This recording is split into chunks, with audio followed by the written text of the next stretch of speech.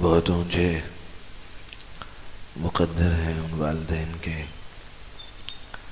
جن کے بچوں کو اللہ نے قرآن کی عظیم نعمت سے نوازا ہے۔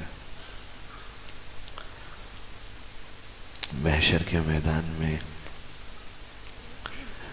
جب نبی بھی نفسی نفسی کی پکار پر ہوں گے تو ان بچوں کے والدین اور اساتذہ اس دن اس قرآن کے سائے میں ہوں گے۔ یہ بہت بڑی نعمت ہے، بہت بڑی نعمت ہے، معمولی بات نہیں ہے، بہت بڑی نعمت ہے۔ حضور اکرم صلی اللہ علیہ وسلم کا معراج کا سفر ہوا تو آپ جنت میں تشریف لے گئے،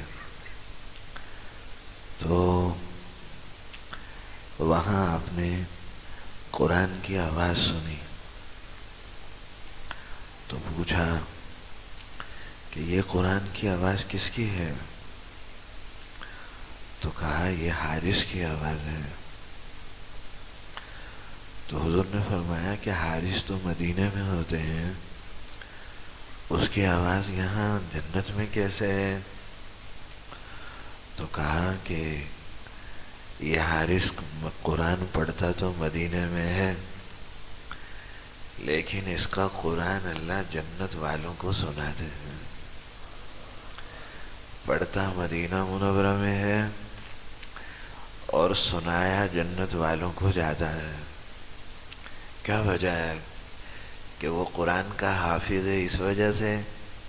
نہیں، یہ نہیں کہا کہ وہ قرآن کا حافظ ہے اس وجہ سے اس کا قرآن یہاں سنایا جا رہا ہے۔ تو کہا کس لیے؟ تو کہا اس وجہ سے کہ وہ اپنی ماں کا بہت فرما بردار ہے۔ ایک بچے نے قرآن کا حفظ کیا لیکن ماں کا نافرمان ہے، اب اس نے حفظ بھی کیا پھر قرآن کو عمل سے ثابت بھی کیا۔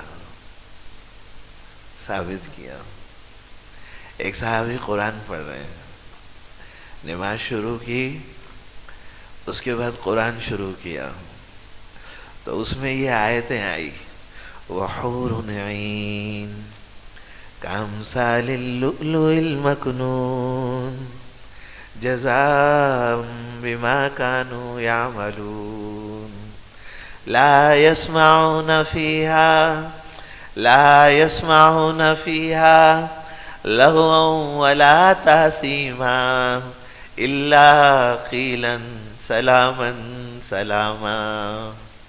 یہ پڑھتے ہوئے زور سے چیخ ماری، دنیا سے چلے گئے۔ حضور نے فرمایا جنت کے شوق نے اس کی جان لے لی، جنت کے شوق نے اس کی جان لے لی۔ یہ آیت آئی لن تنالوا البر حتى تنفقوا مما تحبون، یہ آیت آئی۔ بس قرآن ہے علم، قرآن کیا ہے؟ اور عمل کہاں ظاہر ہوگا؟ عمل انسانی زندگیوں میں ظاہر۔ اگر علم کا عمل ہے، اگر اس علم کا عمل ہے تو یہ علم قیامت کے دن ایسی مبارک زندگی دلائے گا، قبر میں ایسا محشر اور محشر کے میدان میں ایسا عالیشان۔ تو یہ علم ہے، یہ اس کا عمل ہے۔ یہ جو بیٹھا ہوا سارا مجمع یہ کیا ہے؟ یہ عمل ہے۔ ان کی زندگیاں بتائیں گی اس قرآن کو کتنا مانتے ہیں، مسلمانوں کی زندگیاں بتائیں گی یہ قرآن کو کتنا مانتے ہیں۔ اگر ان کی زندگی میں قرآن ہے تو کل قیامت کے دن قرآن، اور قبر میں جب سوال جواب ہونے لگے کہ تو یہ قرآن، اور دنیا کی کوئی طاقت ایسی نہیں ہے جو قیامت کے دن خدا سے جھگڑا کرے، واحد ایک قرآن ہے، یہ جھگڑا کرے گا، جھگڑا۔ لاؤ کوئی اور ایسی طاقت والا جو خدا سے جھگڑا کرے. یہ قرآن جھگڑا کرے گا کس کے بارے میں؟ علم کے بارے میں نہیں، عمل کے بارے میں. ان کی زندگیاں قرآن دکھائے گا. کسی نے پوچھا قرآن کہاں ہے تمہارا؟ تو کیا فرمایا؟ یہ ہمارا قرآن جا رہا ہے، یہ ہمارا قرآن جا رہا ہے. قرآن زندگیوں سے ظاہر ہونا، قرآن زندگیوں سے ظاہر ہونا، یہ قرآن کی نعمت کا شکر ہے. اور قرآن زندگیوں سے ظاہر نہ ہو، یہ قرآن جیسی نعمت کی ناشکری ہے. یہ قرآن جیسی نعمت کی ناشکری ہے. شکر کیا ہے؟ قرآن زندگیوں سے ظاہر ہو، قرآن تجارتوں سے ظاہر ہو، قرآن اخلاق سے ظاہر ہو، قرآن حیا سے ظاہر ہو، قرآن صداقت سے ظاہر ہو، قرآن ہماری نکاح میں شادی میں ظاہر ہو. یہ قرآن والے ہیں، ان کی شادیاں بتائیں گی، یہ قرآن والے ہیں. ان کی تجارتیں بتائیں گی، یہ قرآن والے ہیں. ان کے رشتہ دار بتائیں گے، یہ قرآن والے ہیں. ان کی بیٹیاں بتائیں گی، یہ قرآن والے ہیں. ان کی بیویاں بتائیں گی، یہ قرآن والے ہیں. پوچھا گیا حضور نے کہا بتاؤ قیامت کے دن سب سے زیادہ مرتبے والی عورت کون سی ہوگی؟ سب سے اونچا جس عورت کا مرتبہ ہو وہ کون ہوگی؟ صحابہ سے پوچھا، سارے خاموش رہے. علی رضی اللہ عنہ کھڑے ہوئے، گھر گئے، حضرت فاطمہ رضی اللہ عنہ سے جا کے کہا فاطمہ آج حضور نے یہ پوچھا قیامت کے دن سب سے اونچے مرتبے والی عورت کون سی ہوگی؟ کوئی جواب نہ دے سکا. میں آپ کے پاس آ گیا، کون ہوگی؟ فاطمہ رضی اللہ تعالی عنہ نے یہ سنا اور سننے کے بعد روئی اور روتے ہوئے کہا علی تجھے پتا ہے قیامت کے دن سب سے اونچے مرتبے والی عورت کون ہوگی؟ کہا بتا کون ہوگی؟ کہ وہ عورت ہوگی جس کو کبھی کسی غیر محرم نے نہ دیکھا ہو اور نہ کبھی اس نے کسی غیر محرم کو دیکھا ہو، نہ اس نے. اور تجھے پتا ہے وہ کون ہے؟ وہ حضور اکرم صلی اللہ علیہ وسلم کی بیٹی فاطمہ ہے، وہ حسن حسین کی ماں فاطمہ ہے. جب سے پردے کا حکم آیا ہے میں نے کسی غیر محرم کو نہیں دیکھا اور نہ مجھے کسی غیر محرم نے دیکھا. قرآن زندگیوں سے ظاہر ہوا تو قرآن، اور اگر زندگیاں قرآن کے خلاف تو یہ قرآن کل پکڑے گا. یہ قرآن پکڑے گا. قرآن برکت کے لیے بھی ہے، قرآن پکڑ کے لیے بھی ہے، قرآن رحمت کے لیے بھی ہے، قرآن تقوی کے لیے بھی ہے، قرآن میرے دوستو سارے عالم کے مقابلے کے لیے بھی ہے. اور قرآن امام احمد بن حنبل رحمہ اللہ اس دن جس دن کوڑے لگنے تھے ان کو تو وہ جا رہے تھے، تو اس دن طے کر لیا کہ آج کوڑے لگیں گے. کوڑے ایسے تھے کہ ہاتھی کو مارے جائیں تو ہاتھی کی کھال باہر آتی تھی. وہ کوڑے جسم پر لگیں انسانی تو کھال کے ساتھ گوشت بھی باہر آئے گا. انہوں نے طے کیا دل کے اندر کہ آج میں بھی مان جاؤں گا. اس زمانے میں ایک مسئلہ چلا تھا کہ قرآن مخلوق ہے اور یہ کہتے تھے نہیں، تو انہوں نے کہا اپنی جان بچانے کے لیے ہیلا کر لوں گا، شریعت میں اجازت ہے. تو ایسے طے کر جا رہے تھے تو پیچھے سے زور سے آواز آئی، احمد احمد احمد. انہوں نے پیچھے دیکھا کہ کون؟ تو اس نے کندھے پر ہاتھ رکھا اور کندھے پر ہاتھ رکھ کے کہا، انہوں نے پوچھا من احمد؟ کون احمد؟ کون ہو؟ ہاں ابو الہیثم اس کا نام تھا. من ابو الہیثم کون ہو؟ تو انہوں نے کہا میں بغداد کا سب سے بڑا چور ہوں. یہ توجہ سے سننا. کہا میں بغداد کا سب سے بڑا چور ہوں. میں نے بہت چوریاں کی ہیں، بہت چوریاں. آج تک یہاں کی حکومت، آج تک یہ کوئی حکومت میرے سے ایک چوری نہیں منوا سکی. اے امام احمد تجھے اللہ کا واسطہ ہے، اگر آج تو چلا گیا، تو پھسل گیا. تو امام احمد بن حنبل رحمہ اللہ کہا کرتے تھے اللہ کی قسم اگر اس دن وہ چور نہ ہوتا تو آج امام احمد نہ ہوتا. اس چور نے مجھے مضبوط کر دیا. ہاں چور قرآن اگر چور سے ظاہر ہو گیا تو یاد رکھنا یہ چور بلندیوں پر پہنچ جائے گا. قرآن دیکھا جائے گا زندگیوں میں. اس بیٹے کو نیچے کر دیا موبائل. قرآن کہاں دیکھا جائے گا؟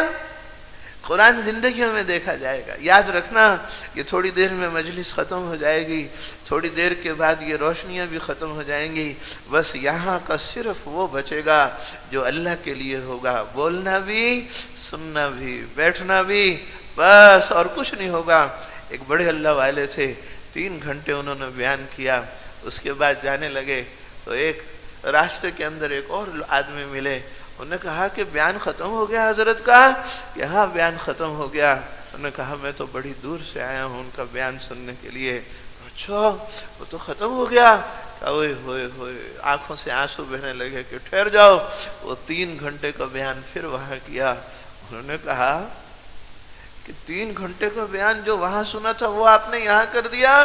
کہ ہاں پہلے بھی ایک کے لیے کیا تھا, اب بھی ایک کے لیے کیا ہے. پہلے بھی کس کے لیے تھا اور اب بھی. امام مالک بن دینار رحمت اللہ علیہ, ما من عبد یخطب خطبت اللہ. مالک بن دینار رحمت اللہ علیہ جب کوئی کہیں بات کرتے تھے تو اس سے پہلے بہت روتے تھے, بہت روتے. کس نے پوچھا کیوں روتے ہو؟ کیا وجہ ہے رونے کی؟ کہ اس لیے روتا ہوں کہ کل ہر بات کرنے والے سے پوچھا جائے گا بات کس کے لیے کی تھی. تو بے ہوش ہو کر گر جاتے تھے, بے ہوش ہو کر گر جاتے تھے. اس لیے اللہ پاک جل جلالہ سے اس بات کو مانگنا کہ خدا ہمیں وہ زندگیاں نصیب کر دے. تو ہماری سب سے بڑی حاجت جو قرآن کی طرف سے ہمیں متوجہ کرتی ہے وہ یہ ہے کہ ہمارے دل خدا کے غیر سے پاک ہو جائیں. یہ ہماری سب سے بڑی حاجت. کائنات میں یاد رکھنا, کائنات میں سب سے زیادہ عزت والا, سب سے زیادہ بلندی والا, مرتبے والا وہ آدمی ہے جس کے دل کے اندر یہ بات ایسے لگ جائے, گڑ جائے, اتر جائے جیسے جسم کا گوشت جسم کے ساتھ اترا ہوا ہے. اگر اس کو کاٹا جائے تو کیسے تکلیف ہوتی ہے. صحابہ اکرام کی زندگیوں میں ایسے قرآن اترا تھا, ایسے قرآن اترا تھا. ان کی زندگیوں سے قرآن ظاہر ہوتا تھا. ان کی راتیں بتاتی تھی قرآن کو, ان کے دن بتاتے تھے قرآن کو. اویس قرنی رحمہ اللہ کے بارے میں آتا ہے, وہ کہا کرتے تھے رات کو کھڑے ہو کے کہ آج سجدے کی رات ہے, آج قرآن کی رات ہے, اور آج قیام کی رات ہے. حضرت عثمان رضی اللہ عنہ کے بارے میں آتا ہے, عثمان رضی اللہ تعالی عنہ کے بارے میں آتا ہے کہ وہ 2 رکعت میں سارا قرآن پڑھ لیا کرتے تھے, سارا قرآن پڑھ لیا کرتے تھے. کھڑے ہوتے تھے قرآن کے لیے, پھر پڑھتے تھے اور آیتیں رلاتی تھی, ان کو رلاتی تھی. ہمارا تو سارا قرآن ختم ہو جاتا ہے, سچی بات ہے, ہمیں تو کوئی آیت نہیں رلاتی. ہاں کوئی آیت نہیں رلاتی. ان کو تو آیتیں رلاتی تھی, اور جب جنت کی آیتیں آتی تھی تو ان کو خوش کر دیتی تھی. اب وہ صحابی قرآن پڑھ رہے ہیں اور قرآن پڑھتے ہوئے جنت میں پہنچے, زور سے چیخ ماری, دنیا سے چلے گئے, دنیا سے چلے. یہ قرآن ہے. ان بچوں کی برکت سے اللہ نے ہمیں یہ قرآن کی بات کرنے کی توفیق دے دی.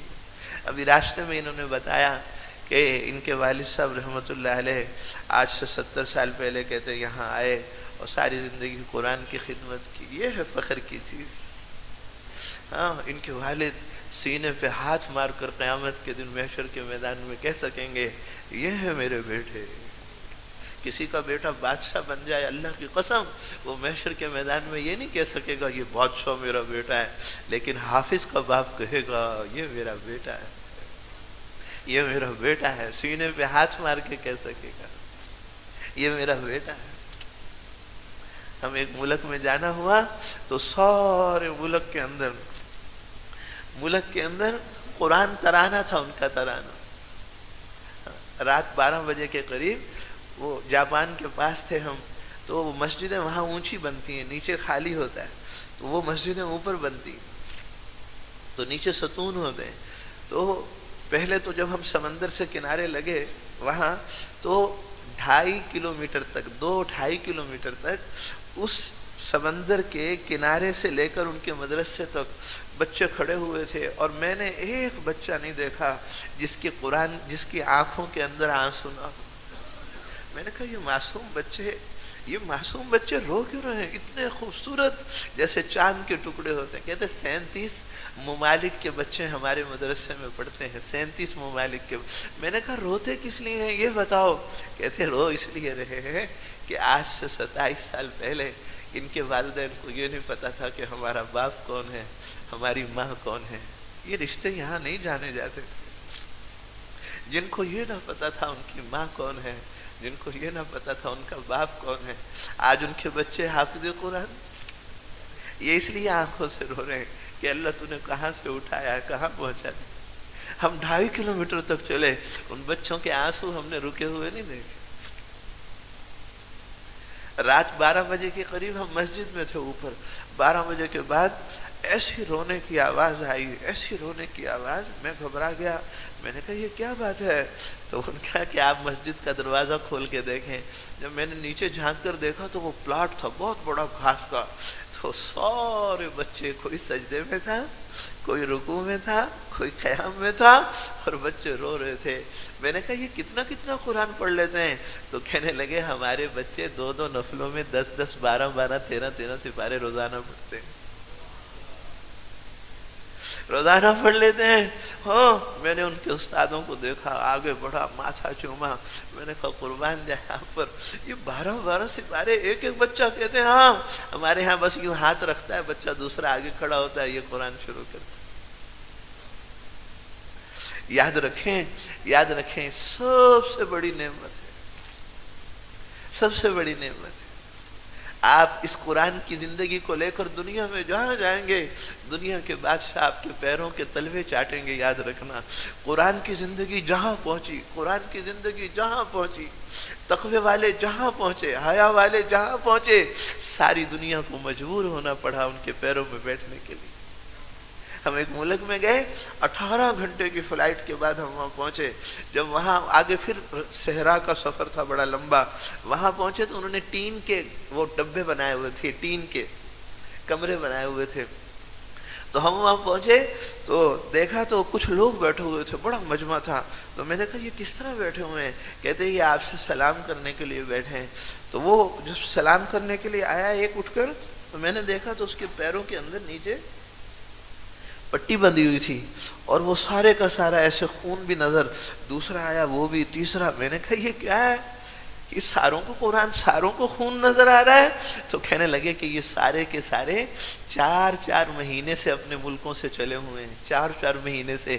ان کے پاس پیسے نہیں ہیں آنے کے لیے۔ میں نے کہا راستے میں انہوں نے کیا کھایا ہے؟ کہتے راستے میں پتے کھاتے ہوئے آئے، ان کے پاس پیسے نہیں ہیں، پیدل چل کر وہاں پہنچے ہیں۔ اور ان ممالک کے اندر جو دوسرے ملکوں سے آتے ہیں وہ بچے ایسے ہی آتے ہیں۔ میں نے کہا ذرا مسجدیں تو دکھاؤ۔ تو ان کی مسجدیں دیکھی تو ریت تھی، ریت۔ وہ ریت پر بیٹھ کے پڑھنے والے بچے، رات کو ریت پر بیٹھ کے پڑھنے والے بچے، کیوں نہ رات کو روئیں قرآن پڑھتے ہوئے۔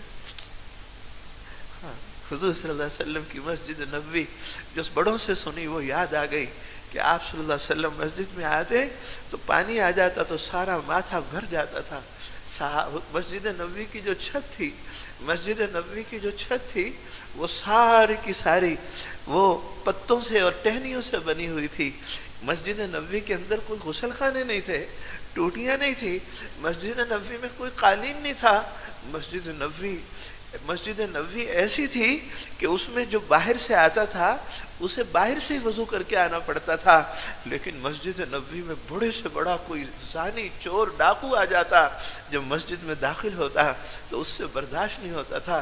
کوئی وہاں رو رہا ہے، کوئی وہاں تڑپ رہا ہے، کوئی یہاں قیام کر رہا ہے، کوئی یہاں کھڑا ہے، کوئی وہاں کھڑا، تو فوراً کہتا تھا اشہد ان لا الہ الا اللہ۔ یہ حضور صلی اللہ علیہ وسلم کی مسجد کا منظر تھا۔ ہماری مسجد تو آج ویران ہو گئی۔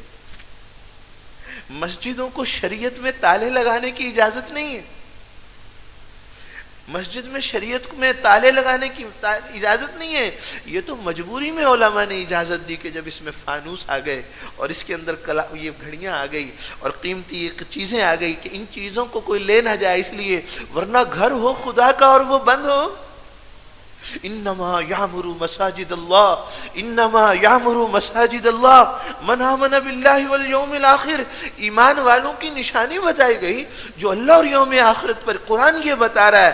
اب ہم تو قرآن کو برکت کے لیے رکھتے ہیں۔ ہم قرآن کی زندگی اگر آج مسلمانوں میں زندہ ہو جائے، اللہ کی قسم آسمان و زمینوں کی ساری کی ساری برکتیں خدا ان کے لیے آج بھی کھولیں گے، آج بھی مجبور ہوں گے آسمان زمین ان کی خدمت کرنے کے لیے، آج بھی مجبور ہوں گے۔ 9 سال کے بعد مسجد نبوی کے اندر تمیم داری رضی اللہ تعالی عنہ نے 9 سال کے بعد ایک چراغ جلایا۔ 9 سال تک مسجد نبوی میں چراغ نہیں جلا۔ چراغ جس مسجد میں نہیں جلا، کیسے اس مسجد نے سارے عالم کو روشن کیا؟ اور جو خود چراغ میں سے خالی تھی، وہ سارے عالم کو روشن والی کیسے بن گئی؟ اس مسجد کے اندر حضور صلی اللہ علیہ وسلم والے اعمال تھے، اس مسجد میں قرآن کی زندگی تھی، اس مسجد کے اندر قرآن کے اندر جو نماز کو بیان کیا گیا وہ نماز تھی، اس مسجد میں حیا تھی۔ حضور کے زمانے کے اندر قیدیوں کے لیے جیلیں نہیں تھی، بڑے سے بڑے چور کو، ڈاکو کو حضور کے زمانے کے اندر جیل میں نہیں ڈالا جاتا تھا، مسجد میں لایا جاتا تھا۔ مسجد میں وہ ایک دن برداشت نہیں کرتا تھا، بڑے سے بڑا چور آ جاتا، وہ مسجدوں کی زندگی کو دیکھ کر چور ہمیشہ کے لیے چوری سے توبہ کرتا تھا، ڈاکو ڈاکہ چھوڑتا تھا۔ ہماری مسجد میں مسلمان ہو اور اس کا تعلق مسجد سے نہ ہو۔ محمود غزنوی رحمہ اللہ کہتے ہیں کہ میں اپنے گھر میں محل میں گیا، اور محل میں اپنی شاہی خاندان، شاہی جگہ پر، شاہی پلنگ پر، اور شاہی جو میری بیوی اس کے ساتھ بیٹھا، لیکن بے چین ہو گیا، بے قرار ہو گیا۔ آخر کھڑا ہوا، باہر نکلا، شاہی مسجد تھی اس میں گیا، سناٹا تھا، بڑا صحن تھا، اس کو میں نے کراس کیا، پھر مسجد کے صحن میں گیا تو ایک آدمی بیٹھا ہوا تھا۔ میں قرآن والوں کی بات بتا رہا ہوں، قرآن والے کیسے ہوتے ہیں۔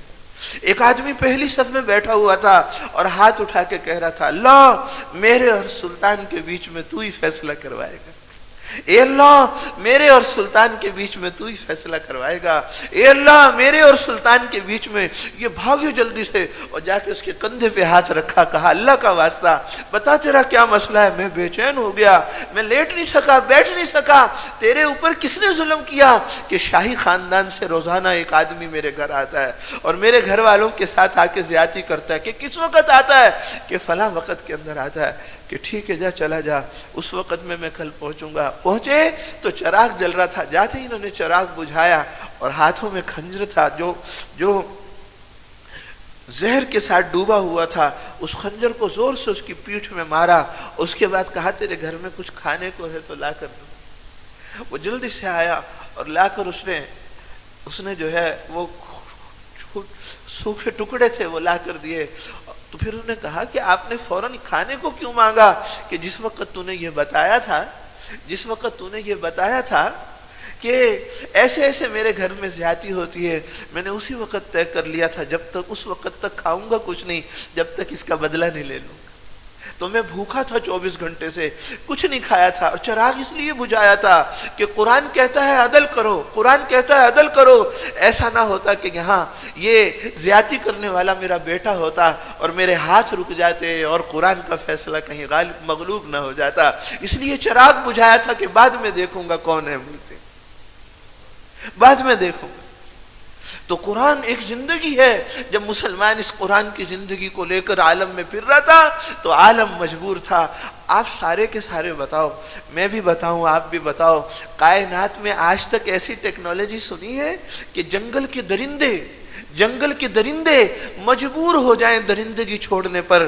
قرآن کی زندگی صحابہ نے اختیار کی تو درندے جنگل کے مجبور ہو گئے، جنگل کے درندے مجبور ہو گئے اور آ کر مسجد نبوی کے باہر آ کے کوں کوں کرنے لگے زور زور سے۔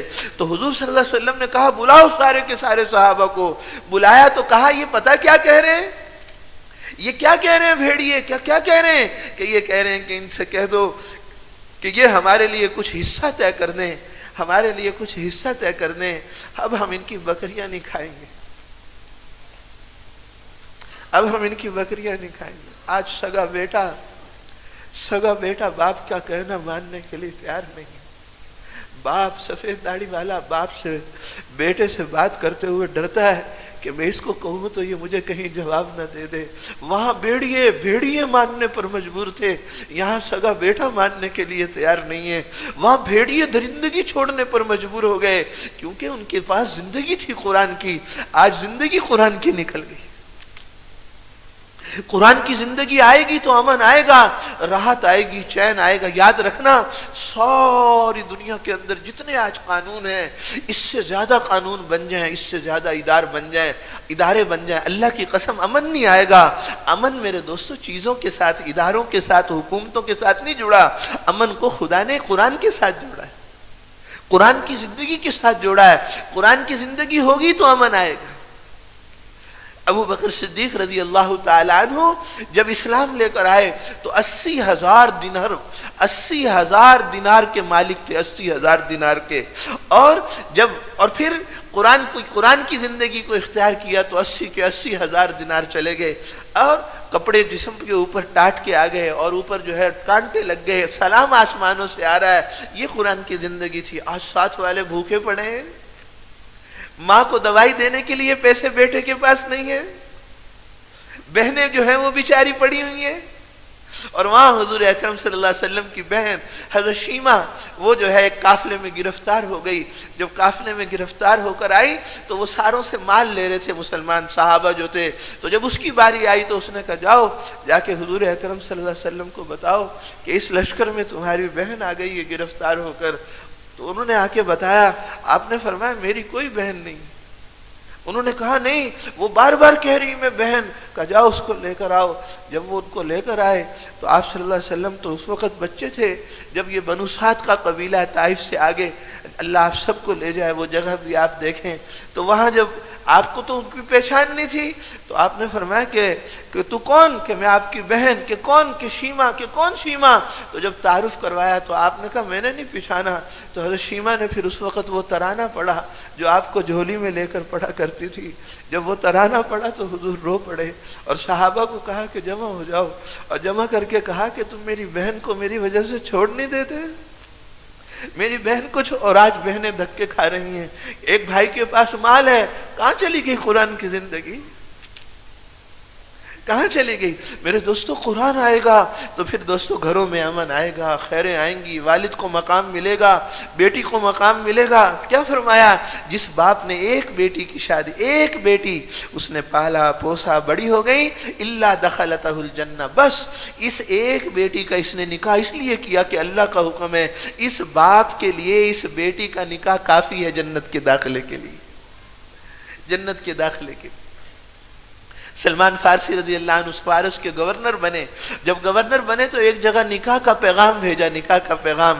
جس دن نکاح تھا اس دن ان کے گھر گئے، جب گھر گئے تو سارا گھر سجا ہوا تھا، تو جا کے کہنے لگے کہ یہ کعبہ ہے یا کندہ ہے، کیوں اس کو سجایا ہے؟ کہ جی شادی کا گھر ہے، شادی کا گھر ہے اس لیے سجایا ہے، بچی کی خوشی کا دن ہے اس لیے سجایا ہے۔ کہنے لگے اللہ کی قسم کبھی اس گھر میں شادی نہیں کروں گا جس گھر میں حضور کی سنتوں کو توڑا جاتا ہے۔ میں نے حضور کے زمانے میں کوئی شادی ایسی نہیں دیکھی جس کے ہونے پر ایسے گھروں کو سجایا گیا ہو، میرے سامنے بڑی بڑے صحابہ کی شادیاں ہوئی، میں نے نہیں دیکھی، میں اس گھر میں کبھی شادی نہیں کروں گا۔ واپس جانے لگے تو پیچھے سارا گھر بھاگا، اللہ کا واسطہ واپس آ جاؤ، ابھی اس کو سارے کو اتارتے ہیں۔ اس سارے کو اتارا، سادہ کر دیا، اندر گئے تو اندر بہت ساری باندیاں تھی اور غلام تھے۔ کہا یہ کس لیے ہے؟ کہا جی یہ آپ کی خدمت کے لیے، یہ بچی کے ساتھ چلے جائیں گے، آپ کی خدمت کریں گے۔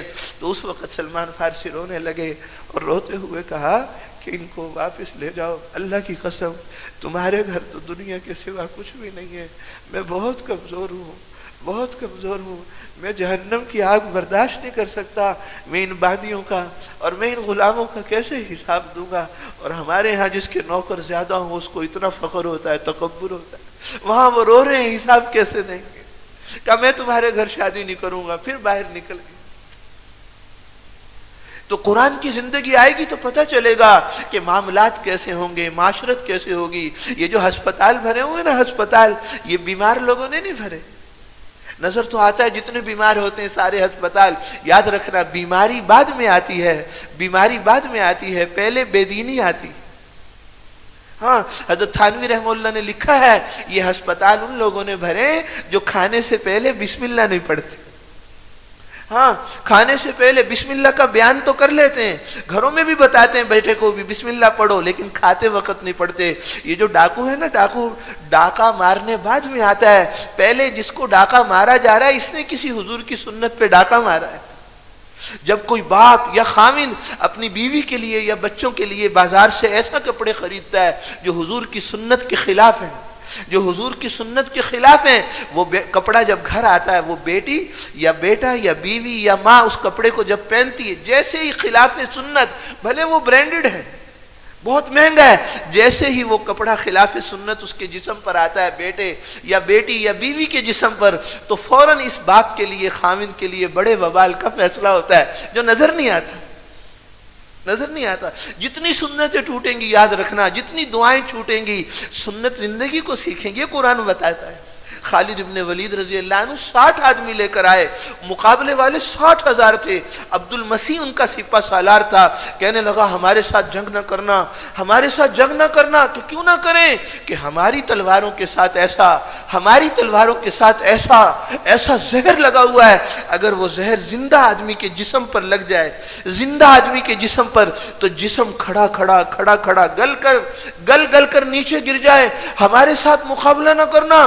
خالد ابن ولید قرآن والے تھے، ایمان والے تھے، عمل والے تھے، ان کے دلوں میں یہ بات اتری ہوئی تھی کہ ساری دنیا کی ساری طاقتیں مل جائیں، رائی کے دانے کے برابر نقصان نہیں پہنچا سکتی جب تک نقصان پہنچانے کا فیصلہ اللہ نہ کرے، بھلے وہ نقصان کی چیز ہی کیوں نہ ہو۔ ابراہیم علیہ السلام کو آگ نے نقصان پہنچایا، اب ان کو یہ پتا تھا کہ اچھا یہ ایسا زہر ہے کہ مجھے دکھاؤ، اس زہر کو پکڑا، یہ نہیں کہا کہ لے جاؤ میری بھی ساتھیوں کو دے دو، وہ بھی اپنی تلواروں پر لگا لیں، اس زہر کی شیشی کو پکڑا اور کیا کہہ رہے ہیں، بسم اللہ بسم اللہ لا یضر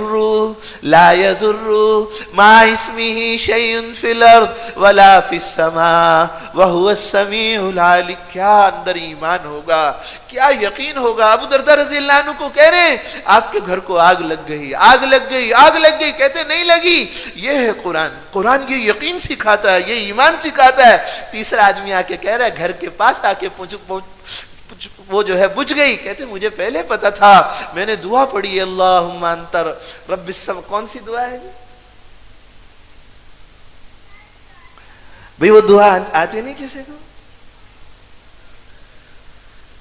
اللہم انت رب لا الہ الا انت علیک توکلت وانت رب العرش الکریم ما شاء اللہ کا۔ تو قرآن کی زندگی خدا ہمیں نصیب کر دے۔ اس قرآن کو لے کر صحابہ اکرام اس معاشرت کو، اس معاملے، اس حیا کو، اس علم کو، جب صحابہ دنیا میں گئے پھر ساری دنیا مجبور ہوئی قرآن کی زندگی کو سیکھنے پر۔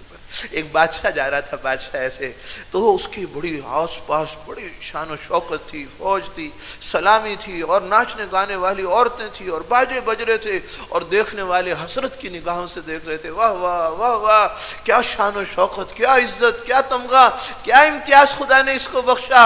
اور سارے حسرت، کوئی سلام کر رہا ہے، کوئی آنکھیں جھکا رہا ہے، کوئی ہاتھ جوڑ رہا ہے، کوئی اپنی باتیں سامنے رکھ رہا ہے، یہ ایسے جا رہے ہیں اور وہ دیکھ رہا ہے، واہ واہ کیسی عزت۔ تو سامنے سے ایک قرآن والا آ رہا تھا، قرآن والا جس کے اندر قرآن اترا ہوا تھا، اس کو پتا تھا وَمَا الْحَيَاةُ الدُّنْيَا إِلَّا مَتَاعُ الْغُرُورِ، یہ دنیا کی زندگی سارا دھوکہ ہے، اگر اس میں کچھ ہوتا تو میرے نبی کا گھر بھی سونے چاندی سے بھرا ہوتا۔ یہ غرور ہے، دھوکہ ہے، پخانا ہے، اس کی کوئی حیثیت نہیں۔ جیسے اس کے کان کے اندر آواز پڑی تو اس نے اپنی نظریں جھکا لی، بادشاہ کو سب دیکھ رہے تھے اور بادشاہ اس کو دیکھ رہا تھا کہ یہ مجھے دیکھتا ہے یا نہیں دیکھتا۔ اللہ کی شان، وہ دیکھتا رہا بادشاہ اس کی طرف، اور سارے اس کو سلام کرتے رہے، لیکن اس کی نظریں جھکی ہوئی تھی، بادشاہ اسے ہی دیکھتا رہا، سارے بادشاہ کو، بادشاہ اس کو۔ آخر سواری بادشاہ کی گزر گئی، جب بادشاہ کی سواری ایسے گزری تو بادشاہ نے پھر پیچھے منہ کر کے دیکھا، اب دیکھ لے، اب تو میں گزر گیا، نہیں دیکھا۔ بادشاہ کو بڑا غصہ آیا، کہا پکڑ کے لاؤ اس کو، پکڑ کر لاؤ۔ لایا گیا کہ تو مجھے جانتا نہیں ہے، کہ میں تجھے جانتا ہوں کہ نہیں جانتا، کہ نہیں جانتا ہوں کہ نہیں جانتا؟ اگر تو مجھے جانتا تو ان کی طرح تو بھی مجھے دیکھتا۔ میں گزرا تو نے دیکھا نہیں، اتنی شان و شوکت، تو مجھے نہیں جانتا کہ نہیں بادشاہ میں آپ کو جانتا ہوں۔ اچھا تو بتا پھر میں کون ہوں، تو جانتا ہے تو اب سنو اس نے کیا کہا۔ کہا آج سے تھوڑے دن پہلے آپ منی کا ایک قطرہ تھے، اور تھوڑے دنوں کے بعد آپ قبر کے کیڑوں کی خوراک بن جاؤ گے، اور اس وقت آپ ایک پوٹڑی ہو، پوٹڑی ایک گٹھڑی ہو جس نے پخانہ اٹھایا ہوا ہے، پخانہ بس کوئی سر پر اٹھاتا ہے، آپ نے پیٹ میں اٹھایا ہوا ہے، یہ آپ کی پہچان ہے۔ تو بادشاہ کی چیخیں نکل گئی، وہ بھی اللہ والا قرآن والا تھا، اس نے کہا اللہ کی قسم مجھے تو نہیں پہچانا ہے، ان سب نے تو مجھے بھی دھوکہ دیا۔ یہ قرآنی زندگی ہمیں نصیب ہو، دل میں اللہ کی عظمت آئے اور قرآن کی عظمت آئے، اور راتیں ہماری قرآن والی بنے، دن ہمارے قرآن، تجارت ہماری قرآن، اور ہماری شادی بیاہ قرآن والی، یہ زندگیاں نصیب ہوں۔ کون کون اس کی نیت کرتا ہے کہ قرآن کی زندگی کو سیکھیں گے، سنیں گے، عمل کریں گے اور لے کر سارے عالم میں جائیں گے؟ ہاں یہ اصل زندگی ہے، سارے اس کی نیت کرتے ہیں بھئی۔ چبھی یہ آخری بات اب آپ کو ایک خوشخبری سنا دیتا ہوں بھئی، باقی بھی خوشخبریاں ہی تھی، لیکن یہ ان بچوں کے اعزاز میں آپ کو ایک خوشخبری سنا دیں۔ اللہ اکبر۔ ہمارے ایک استاد تھے، شروع کی کتابیں ان سے پڑھی، وہ دیوبند میں پڑھے، ہندوستان میں، تو 9 سال جب پڑھے نا، 9 سال پڑھے، تو 9 سال پڑھنے کے بعد کہنے لگے کہ میں نے تو کچھ نہیں پڑھا، اور بھی اندر سے دل جو ہے وہ کمزور، اور سارا کچھ مجھے کچھ سمجھ نہیں آئی، اللہ کا واسطہ مجھے اور پڑھنے دو۔ تو انہوں نے دیکھا کہ اگر اس کو اجازت نہ دی تو یہ مر جائے گا، تو انہوں نے 9 سال ان کو اور پڑھنے کے لیے بٹھا لیا۔ 9 سال پھر پڑھے، 18 سال کے بعد پھر رونے لگے، اللہ کا واسطہ قرآن حدیث سمجھ نہیں آئی، قرآن حدیث سمجھ نہیں آئی، مجھے اور پڑھنے دو۔ کہا اب نہیں پڑھنے دیں، اب نہیں پڑھنے دیں۔ تو پھر اس کے بعد ان کی خیر تشکیل ہو گئی، پھر ایک مدرسہ بنایا انہوں نے یہاں آ کر بھاول نگر میں، پھر اللہ نے ان سے کام لیا، اب اولادوں سے بھی کام لے رہے ہیں۔ تو وہ ایک جملہ کہا کرتے تھے قرآن کے حافظوں کے بارے میں، وہ آپ کو سناتے ہیں، بڑا حوصلہ افزا جملہ ہے۔ کہتے تھے کہ قرآن کے حافظ کو اور قرآن کی حافظ کے والدین کو اور قرآن کو پڑھانے والے اساتذہ، 3 کے بارے میں، حافظ، پڑھانے والے اور والدین، کہتے تھے خدا کی غیرت کے خلاف ہے جس کو خدا اپنی کتاب پڑھنے کی، پڑھانے کی طاقت، توفیق، ہمت دیں اور کل قیامت کے دن ان کو رسوا کریں، یہ اس کی غیرت کے خلاف ہے۔ یہ جملہ کہتے تھے، بڑے اللہ والے تھے، اس وقت عمر ان کی 80-85 سال۔ تو اس لیے بھائی سچی بات ہے، بہت بہت مبارک ہو آپ حضرات کو، آپ کے ان ادارے والوں کو بھی، اور سب سے زیادہ مبارک آپ کے والد صاحب کو، جن کی اللہ نے یہ خیر کو چلایا ہوا، اور قیامت تک اس کا سلسلہ اللہ جاری رکھے۔